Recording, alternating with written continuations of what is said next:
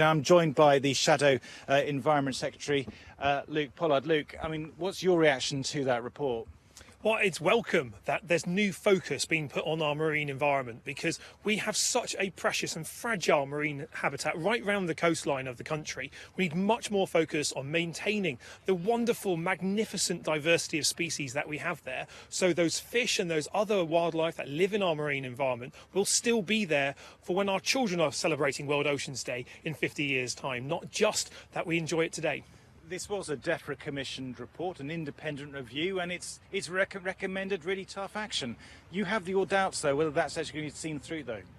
Well, 10 years on after the legislation was put in place to create protected areas around here, we still don't have any highly protected marine areas. It's a shame that this report doesn't recommend any new sites, because right round our coastline there are opportunities to create these highly protected marine areas. And my worry is that this report just sits on a shelf in government departments, doesn't get put into an action plan that's implemented, because just off the coast here in Plymouth we've got an opportunity with Wembury Bay to have a highly protected marine area, to demonstrate in the home of Britain's marine science here in Plymouth that we've had this on our doorstep that's worth protecting.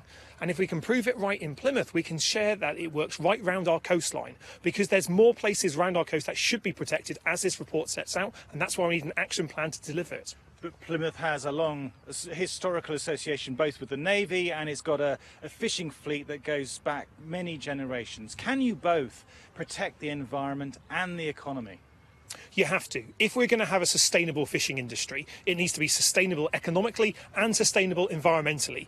If we're protecting the 10% of our coastline that has the most diverse and vulnerable, fragile marine habitats, then that will protect and support greater fish stocks in those non-protected areas. That's why we need to have that balance. But if we are to protect areas of coastal waters, we need to make sure that the fishers that are using those waters currently are not simply kicked out and their economic woes forgotten about by government. They need to be supported. And there are examples around the country. Lyme Bay has been an example of how the fishing industry and the environmentalists can work together to make sure that they're increasing their livelihoods and protecting the environment at the same time. All of this is possible. It just requires the political will to do it.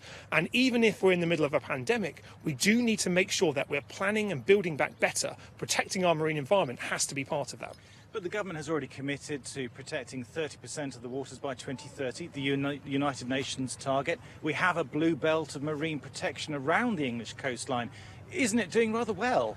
Well, the 30% of protections for UK for waters are largely around Britain's overseas territories in the South Atlantic and the Pacific. We need to make sure that same focus, that same desire to protect our waters extends to UK coastal waters. Now, there's loads of marine protections in the water just off Plymouth Sound here, but very few people can understand them. That's why we need to make sure that the language and the protections we use around this are accessible. Plymouth's got the first ever national marine park to try and put that protection into plain English. The highly protected marine areas need to do the same to make sure that people not only recognise there's protection, but also understand why it's protected. Because simply saying there's some protected marine waters, we've got a blue belt, means nothing if it doesn't fundamentally change activity and if it doesn't actually safeguard those species that are in those waters. Luke Pollard, thank you very much indeed.